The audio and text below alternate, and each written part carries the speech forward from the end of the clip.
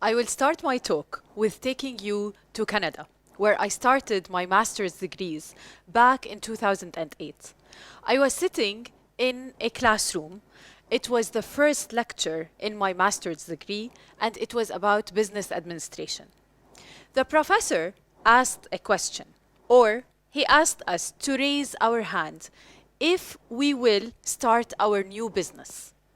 At that time, I was a little bit anxious about making a new business, especially that I came from a culture and family who found security in employment. So I kept my hand down, but 70% of the students in that classroom raised their hand up, saying that they want to start their own business after doing their master's degree. In Canada, where I lived for 3 years, my mind started to change because their point of view to life, their way of thinking, their way of living was a little bit different than our culture and our tradition. I remember there was a trendy sentence at that time. It was think outside the box. It was written on office accessories, pillows, chairs, etc. After a while, I started to understand what does that mean, think outside the box. There was also a trend in businesses at that time where the businesses that introduced a new idea captured everybody's attention. While when I started thinking about a new idea, my family, my culture, the surrounding started to say, no, it will not succeed. This is what we are used to. Anything new, everyone will tell you it will not succeed. Just don't bother. During that time, where I was living in Canada for a couple of years, I got pregnant and I started to do my checkups in the hospital where I will be delivering there. The doctor asked us to go to a series of classes. Those classes will help us get ready for delivery and what comes after, from raising the baby and everything related to parenting. Because the doctor asked us to do so, we thought that this is a mandatory thing and we should go and do those classes.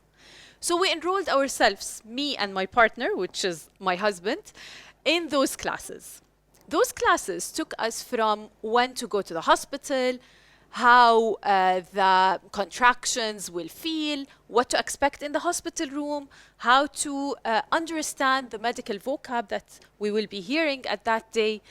Also, what are the medications that usually help in the labor process, and breastfeeding and baby care, everything related to life after having a baby. Those classes amazed us. Every week we took a class. I was like amazed, but at the same time relaxed, because the idea of those classes were to prepare us for what's going to happen after having a baby. And the key is knowledge, because whenever you want to go to a new experience, let's say travel somewhere you don't know, you need to prepare, right? So if anyone tells you you're going to Australia tomorrow without telling you anything, you will go unprepared and it will be a bad experience. Whether if they come to tell you you're going to Australia, there is beaches, you have to pack for that and to get ready for what's going to happen there and what you will see there, then you will be prepared and you will have a nice experience. The idea of those classes prepared us for a very good experience of birth and delivery in Canada, and that was back in 2008. After that, there was like a medical staff who used to visit us in the house in order to check if I'm raising the baby in a good way, if I need help, they answer the question. They even have a hotline, they used to call it baby hotline, where I can call them any time during the night, during the day, to answer any question that I have with the baby. They also gave us extra sessions, including first aid and CPR, if the baby choked while I start to have to put the solid food in the baby mouth, what should I do, and everything related to the baby during the first years. This kind of experience showed me that if someone with this background, the medical background or the parenting background, comes and shared this knowledge with me, I would feel I'm the master mom. I know everything about babies and I can raise this new baby, which is a new experience, in a very good way. Back at that time, my friends who delivered in Jordan used to call me to Canada to ask, what should I do when the baby does this? What did the nurse in Canada told you? If the baby does this, how should we react? So I thought, this is a need.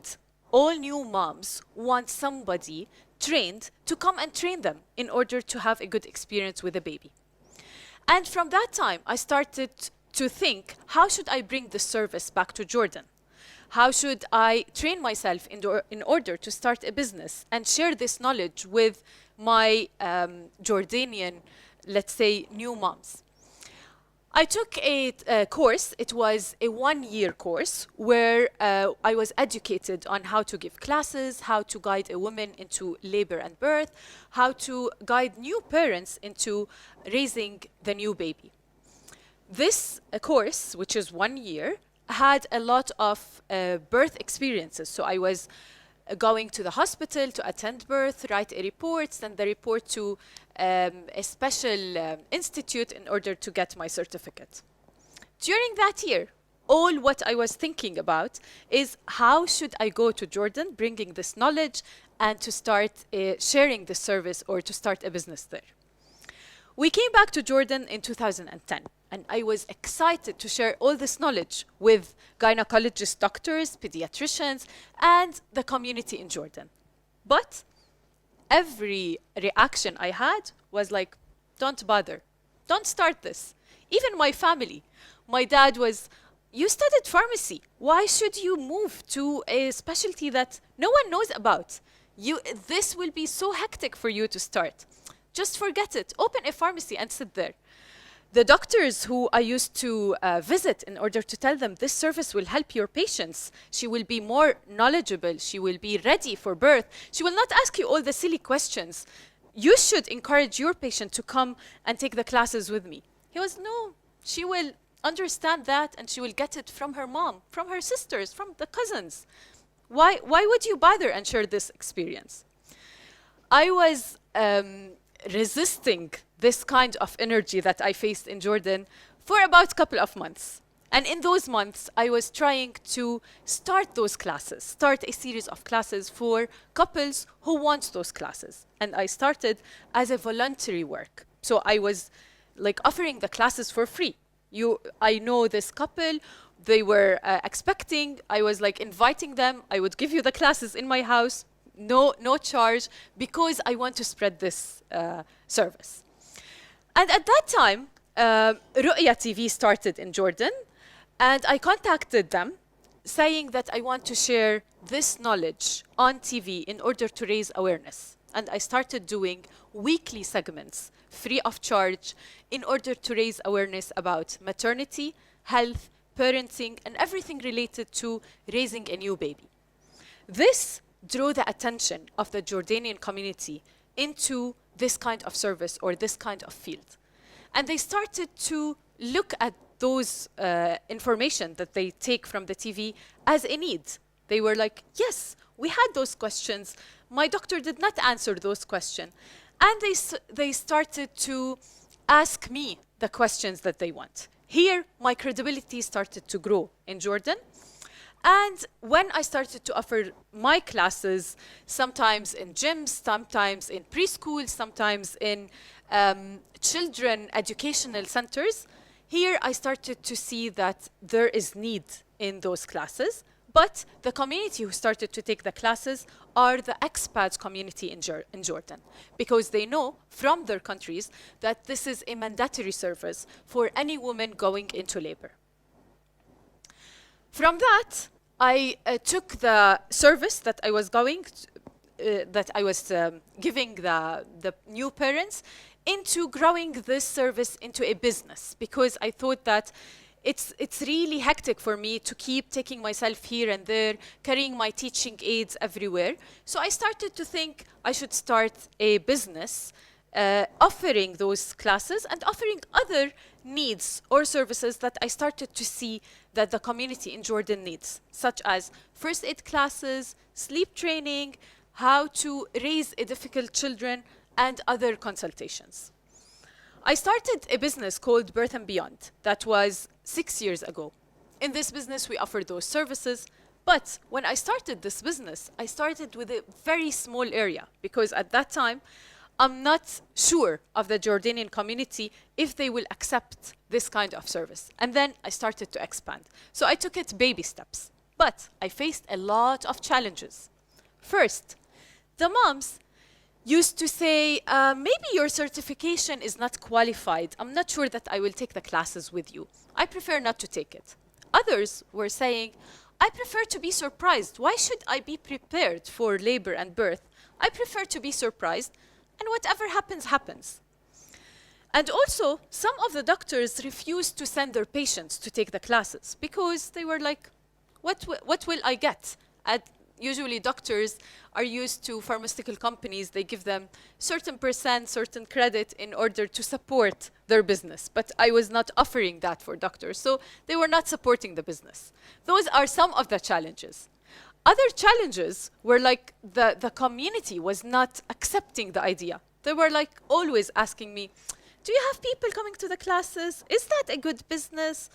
I think you're wasting your time. So I started to think of doing a big conference for the medical staff and the medical community in Jordan in order to raise awareness about this idea in their fields, like in their clinics, in the hospitals, and in all the medical fields in Jordan. So I did a conference. It was the first maternal and child health conference in Jordan. This conference gathered a lot of the medical staff in Jordan, from gynecologists to pediatricians to doctors in the military hospitals, private hospitals, public hospitals, and all that. In order to do this conference, we used to get like patronage from a princess or patronage from anyone who's related to this field. So when the organizers of this conference asked me who I want as a patronage, I was like, let's get the Queen Rania. And they were like, no, Queen Rania doesn't get that patronage for any conference in Jordan. She's not like used to giving that patronage. And I was insisting, if I want to do something, I need it to be big. And I wrote a letter to Her Majesty asking for her patronage, and she gave us the patronage to that conference, and it was a hit conference in Jordan. The medical staff, the doctors, all the people who were invited to this conference were giving us credit for such a conference. And we did also a one-day conference for moms, which was a once in a lifetime in Jordan and also in the region. Usually the conferences are used to be given to doctors, but the moms used to be like, I will take the information from my doctor who went to that conference. So I flipped the idea. I was like, Mom, you're invited to a conference. You will take the information that you need from that conference. And we invited the best speakers in Jordan to give the moms the information that they need for maternity, parenting, and how to raise up their children, including their maternal health as moms as well. During my career, I found out that leadership is important in any business, especially for women who are starting a new business. And from my experience with Vital Voices, it's an organization who targets women in business. This organization trains women in order to have a good leadership skill, in order to grow their businesses and to share knowledge all over. I found out that 5 pillars defined a good leader, especially for women. A woman should have a driving force. So always ask yourself, what is my driving force? Also, a woman should share her knowledge in order to grow the community. Connect between the lines. For example, if you think that collaboration with someone who you think is not interested in your field or in your idea, I think you should try. And this is what connects between the line means. Also, you should always have bold ideas, which is like the conference that I did. This will draw attention to your business, will grow the business, and all that. So this leadership model defines a good business. And I was lucky to be chosen as one of 40 women last year with Vital Voices in order to grow my leadership skills with them. To end up my talk, next time anyone asks you to raise your hand if you want to take your idea against the tradition, or if you want to start a new business where your thought was telling you no, I think you should think outside the box. Thank you.